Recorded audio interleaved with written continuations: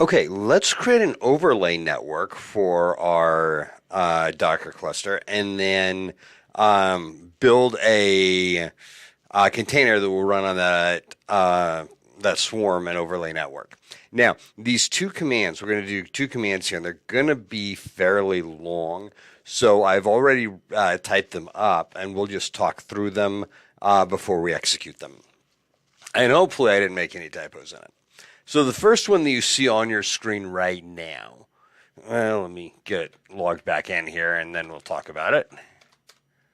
There we go. The first one that you see on your screen right now creates our Docker network. Now, you'll notice that I have this in multiple lines. I have a dash, and then let me overlay that other one so it doesn't look like we have two. But then we have a little prompt here. So what happens when you're doing a long command in Linux?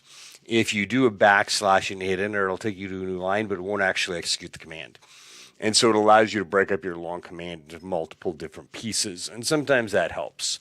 So let's walk through this. So the first thing we're going to do, that first line is Docker network create. Okay, pretty straightforward. We're creating a Docker network, and then we're specifying right here the overlay.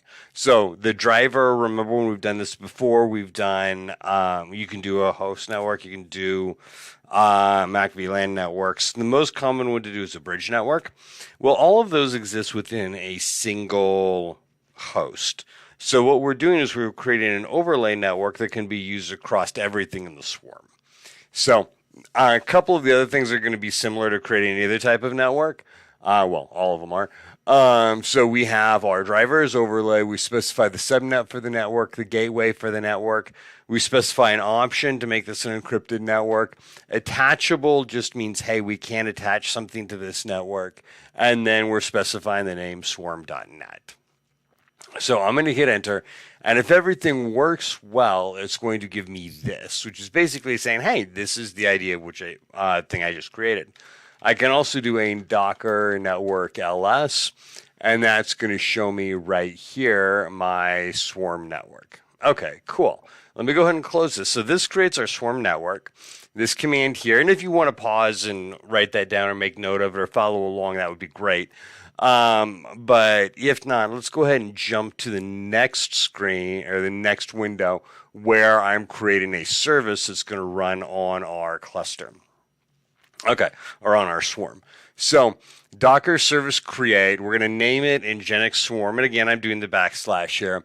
So here are all of our options for this service. So the first one here, constraint node role is not equal to manager. Basically what that's doing is that's saying these particular containers cannot be run on any device that is a manager. It's got to be done on the workers. Then the next time we create a mount for this, and it's going to be type volume, so it's going to be a volume mount.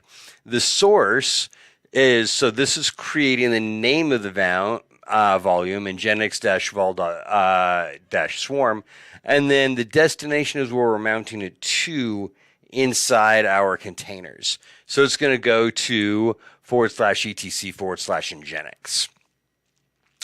We're specifying the network. We want to use a swarm.net. We're starting this out by creating 3 replicas immediately. Remember, we've already set up here, none of them can be on the manager. I have 2 worker computers, so 2 of them will go on one of them will go on another. This next one here is the replicas max per node. So we are going to limit this to only 2 replicas per host or per node.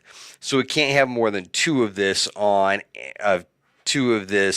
container service on any particular host that we have. Max restart attempts is 3. We're going to publish port 8080 on the host device. That's going to be published to port 80 in the container. So that's going to be for our web browser. We'll be able to browse to the host physical IP address, port 8080, and that will be forwarded to our container on port 80. Update parallelism so we can update 2 of these at a time. And then we are going to use the image in Nginx in order to create this. So I'm going to go ahead and hit enter. And if I did not screw anything up, it should run this process. We have 3 of them. We're running. We wait 5 seconds. Okay, everything looks like it's converged. Great. So now I can start looking at what we've done here. So I'm going to do Docker service PS for Nginx-swarm. See if I can spell that correctly. And that should tell me where these are at. So I've got 3 replicas in Nginx Swarm 1, 2, and 3. 2 of them are on worker 1. 1 of them was on worker 2. All of them are running.